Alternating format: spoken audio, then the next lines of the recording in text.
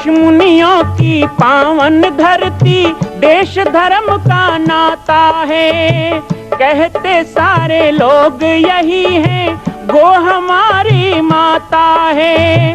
जाग उठो ओ भारतवासी, जाग उठो ओ भारतवासी, गो पर छुरियां चलती हैं।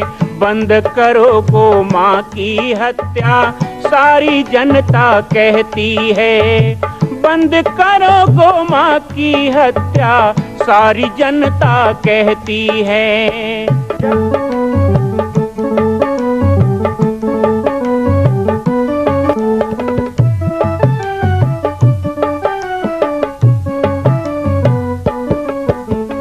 जगह जगह पर बूचड़ खाना, लाखों गौएं कटती हैं। किसे सुनाए व्यथा हमारी, नैना नीर बहाती हैं। रक्षा करना गौ माता की, रक्षा करना गौ माता की, गीता ज्ञान सिखाती है। बंद करो गो माँ की हत्या, सारी जनता कहती है। बंद करो गो माँ की हत्या, सारी जनता कहती है।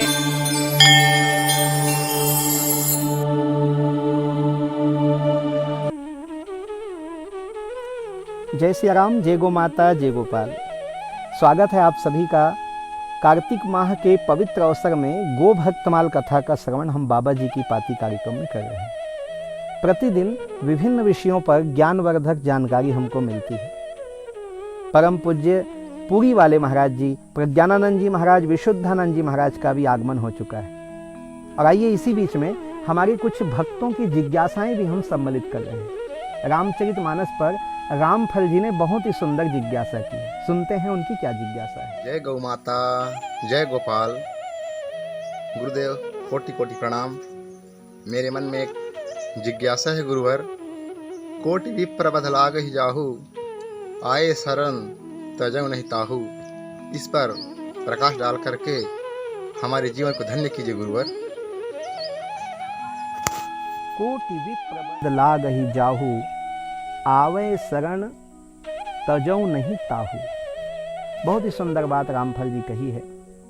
रामचरितमानस के इस चौपाई को सुनने के बाद सहज है कि हमारे मन में थोड़ी सी शंका होती है कि क्या ब्रह्म हत्या, वो भी करोड़ों ब्राह्मण को मारने की हत्या करने वाला पापी अधम भी राम जी के शरण में आए तो केवल शरण में आने मात्र से उसके सारे पाप धुल जाएंगे? देखिए, अपराध को बनाने वाला भी स्वयं परमात्मा है, इसलिए उन्हें पूरा अधिकार है। जैसे फांसी की सजा को भी टालने का अधिकार राष्ट्रपति को होता है, इसी तरह वह संपूर्ण ब्रह्मांड के अधिपति हैं। उनके लिए किसी भी पाप को मार्जन करना कोई बड़ी बात नहीं। लेकिन बात भगवान ने कही कि आवे शरण सभय तक, वह भयभीत होकर, प्रणिपात होकर, पूर्ण समर्पित होकर मेरे शरण में आ जाए। रावण जैसा महापापी, रावण जैसे महापापी को उन्होंने एक बार में कह दिया, यदि रावण मेरे शरण में आएगा, जिसने सीता का हरण किया, जिसने पिता के समान जटायु का वध किया, ऐसे रावण को भी वो कहते हैं मैं क्षमा कर दूंगा।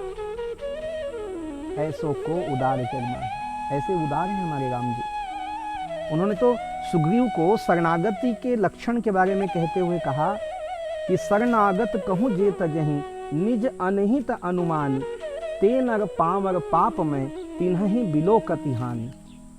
रामचरितमानस शरणागति पे बहुत जोर देता है और भक्ति का एक प्रमुख अंग है शरणागति।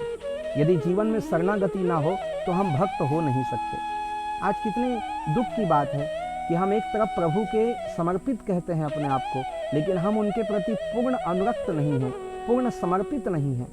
पूर्ण समर्पण का भाव लाइए, शरणागति लाइए, फिर जब बड़े बड़े पापियों का उद्धार हो सकता है तो हमारा भी उद्धार होगा ना। आइए इन दिव्य संतों का आशीर्वचन सुनते हैं, गो भक्तमाल कथा का श्रवण करते हैं। कथा के पश्चात थोड़ी सी आपसे चर्चा और करेंगे।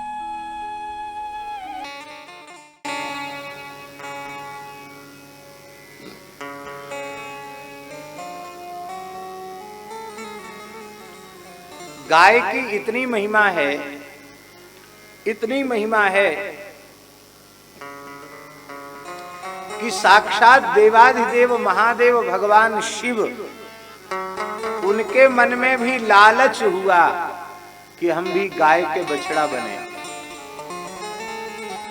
और नील वृषभ के रूप में साक्षात भगवान शंकर ही सुरभि मां के गर्भ से प्रकट हुए। इसलिए प्रथम गोवत्स भगवान शिव हैं। हमारे रामकृष्ण भगवान भी गोवत्स हैं और हमारे शंकर जी भी गोवत्स हैं।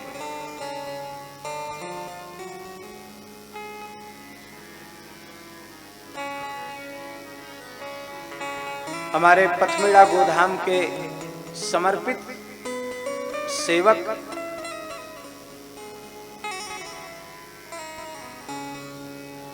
युवा वर्ग के भीतर गोभक्ति के संस्कार प्रकट करने वाले हमारे परम स्नेह भाजन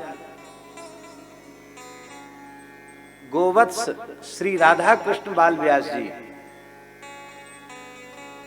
आप लोगों ने खूब उनका दर्शन भी किया होगा, उनकी वाणी भी सुनी होगी।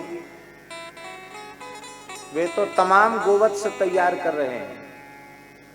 हर साल गोवत्स पाठशाला खुलती है और उसमें अनेक बालक आजीवन गो सेवावृत्ति और गोवृत्ति होने का संकल्प लेते हैं। तो भगवान शंकर भी गोवत्स ही है।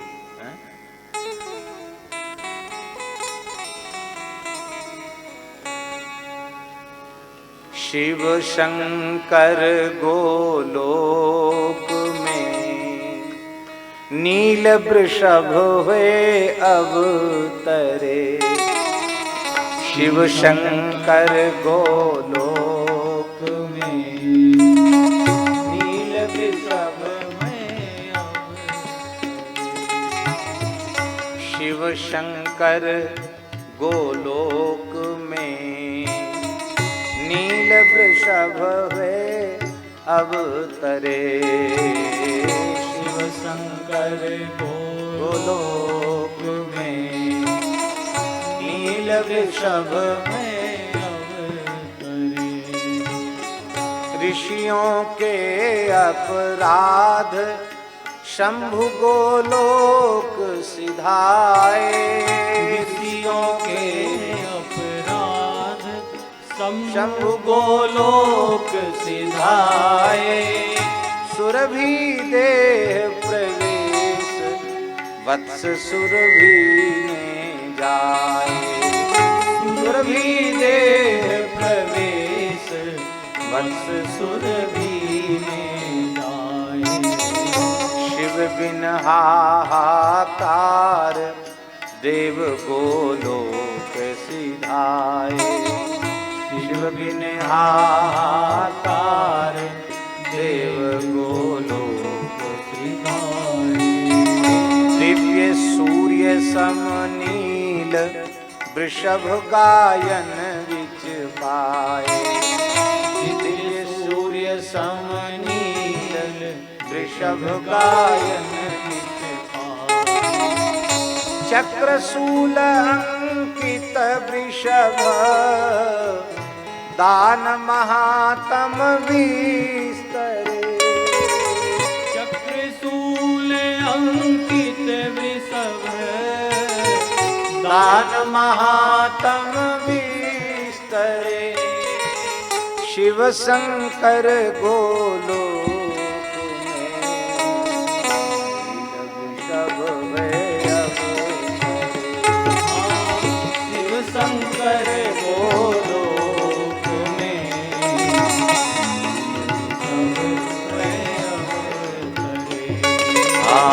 नील वृषभ वे अवतरे।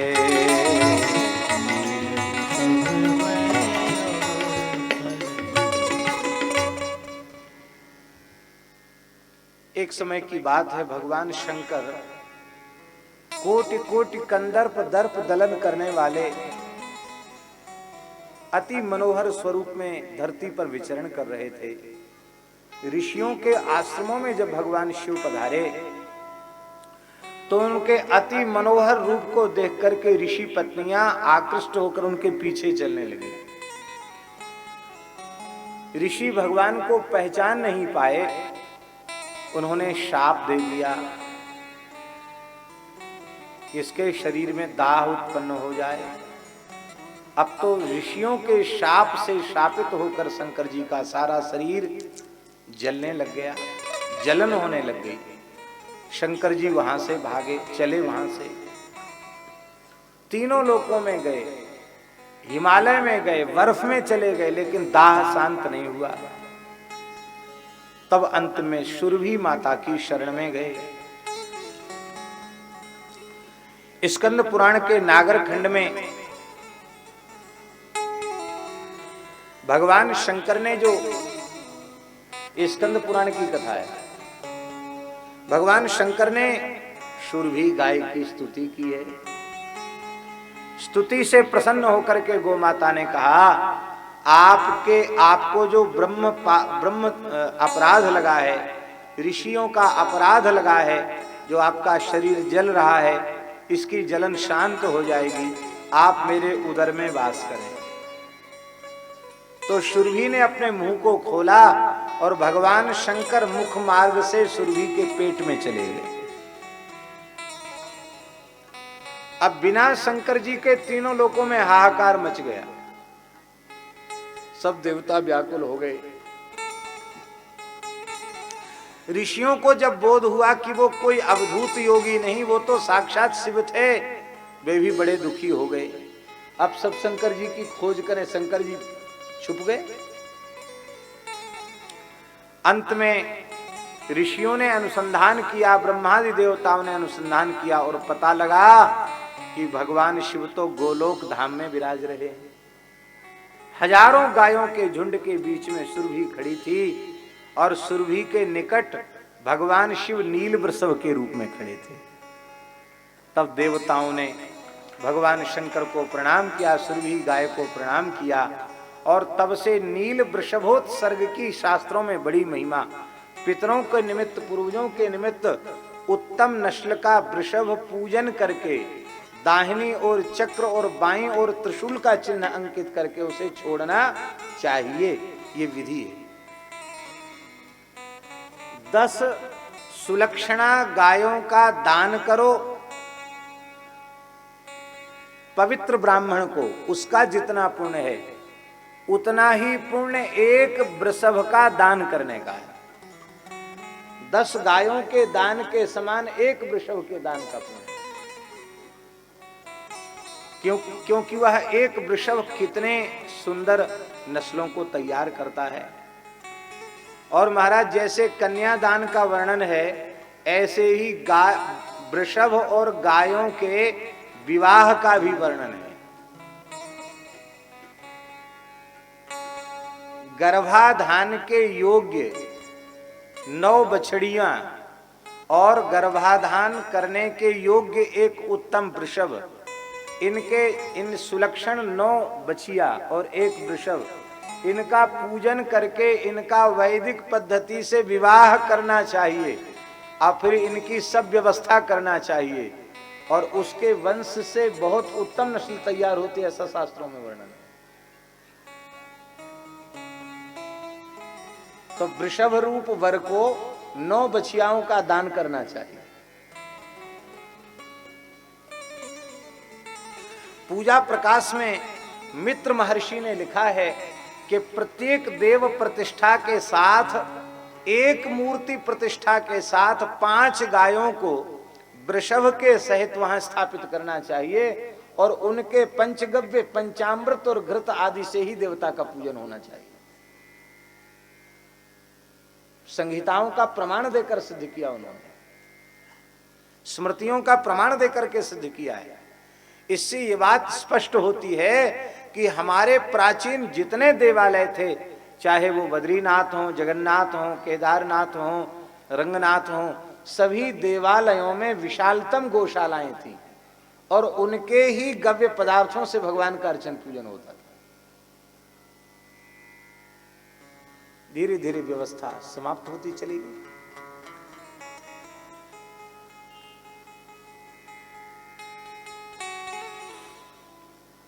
क्षीरचोरा गोपीनाथ जी की गायों को चरने के लिए 800 एकड़ भूमि महाराजा रुद्र प्रताप जी जो पूरी नरेश थे उन्होंने अर्पित की थी। 800 एकड़ भूमि गायों को चरने के लिए, और संपूर्ण व्यवस्था देशी गाय के क्षीर से हो ये वहां की गई थी। और आज भी सरकारी गौशाला मंदिर में है, लेकिन दुर्भाग्य है आज वहां देशी गोवंश तो 1-2 हैं, बाकी सब विदेशी हैं। और अधिक दुख दुर्भाग्य की बात है कि मंदिर सरकारी है, भूमि आज भी हजारों एकड़ भूमि मंदिर के पास है, लेकिन दुर्भाग्य की बात है गोवंश के वृद्ध होने पर उसे बेच दिया जाता है।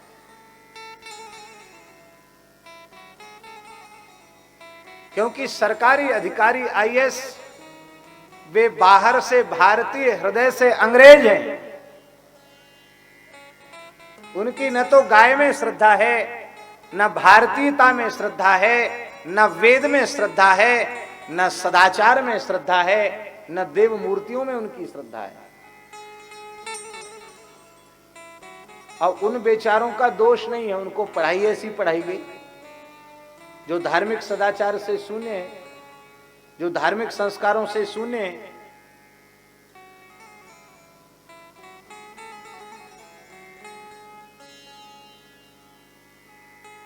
हम निषेध नहीं कर रहे हैं, शास्त्रीय मर्यादा का आदर करते हुए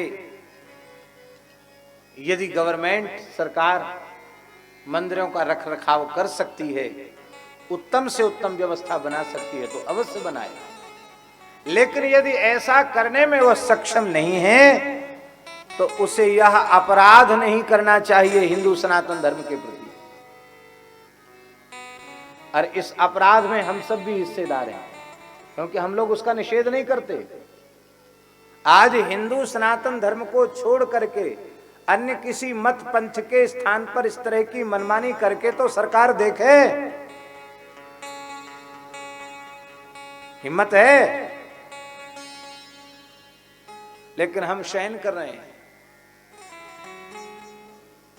पाप करना जितना बड़ा पाप है, पाप को देखकर मौन रहना, उसे सहन करना, यह भी उतना ही बड़ा पाप है। आज पूरा राष्ट्र, पूरा देश भीतर से यह निश्चय कर ले कि जो गोरक्षण और गो संवर्धन के लिए प्रतिज्ञाबद्ध नहीं होगा वो हमारे मत का अधिकारी नहीं होगा। एक बार हम मतदान केवल गाय के लिए करेंगे, ऐसा निश्चय पूरा राष्ट्र कर ले तो एक बार में ही समस्या का समाधान हो जाएगा।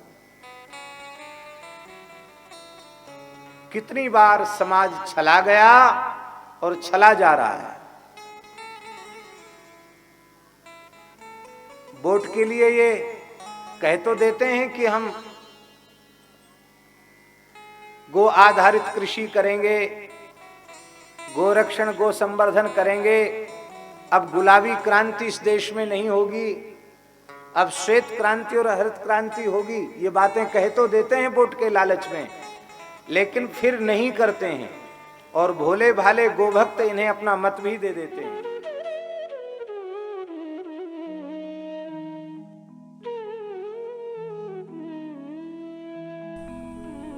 दिव्य गोभक्तमाल कथा के श्रवण के पश्चात पुनः एक बार रामचरितमानस की रामफल जी के द्वारा दी गई जिज्ञासा पे बात करें। शरणागति भक्ति का एक महत्वपूर्ण अंग है, और जो प्रभु के शरण में आ जाता है वो भी कैसे शरण में आना, तो कहते हैं तजी मद मोह कपट छल नाना, करऊं सद्य तेहि साधु समाना। मद अहंकार को, मोह किसी भी प्रकार की आसक्ति को, कपट किसी भी प्रकार का कपट हो, और छल तो बिल्कुल नहीं होना चाहिए। निश्चल होकर जो उनके शरण में आता है, करऊं सद्य तेहि साधु समाना, उसे पवित्र ही नहीं औरों को भी पवित्र करने लायक बना देते हैं। उदाहरण के लिए वाल्मीकि हैं, उदाहरण के लिए रत्नाकर हैं, उदाहरण के लिए बहुत सी कथाएं। आइए हम भी इस गोभक्तमाल कथा के साथ साथ इस बाबा जी की पाती के माध्यम से शरणागति का मंत्र जीवन में लें। सर्वधर्मान परित्यज्य माम एकम शरणं व्रज, अहम त्वाम सर्व पापेभ्यो मोक्षयिष्यामि मा शुचः। पुनः कल मिलेंगे एक नए विषय के साथ, एक नए कलेवर के साथ। आप लोग भी अपनी जिज्ञाएं इस तरह भेज सकते हैं और बाबा जी की पार्टी में जुड़ सकते हैं। जय सिया राम, जय गौ माता, जय गोपाल।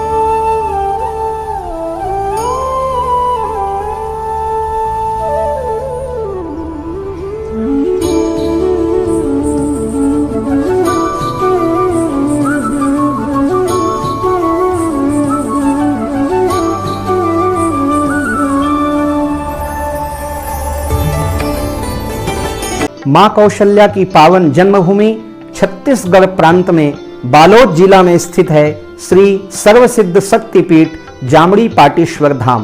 परम पूज्य सद्गुरुदेव राजयोगी बाबा जी की तपस्थली श्री पाटेश्वर धाम और विश्व के अद्वितीय मां कौशल्या जन्मभूमि मंदिर निर्माण का दर्शन करने और इसी प्रकार समसामयिक विषयों पर अपना ज्ञान वर्धन करने के लिए और 10,000 गायों के लिए बनने वाले श्री हनुमान नंदीशाला गो अभ्यारण्य का समाचार प्राप्त करने के लिए आप सभी देखते रहें YouTube चैनल पर राम बालक दास, और हमारे चैनल को आप सभी सब्सक्राइब करें, घंटी का बटन दबाएं ताकि आप सूचनाओं से जुड़े रह सकें। जय श्री राम, जय गौ माता, जय गोपाल।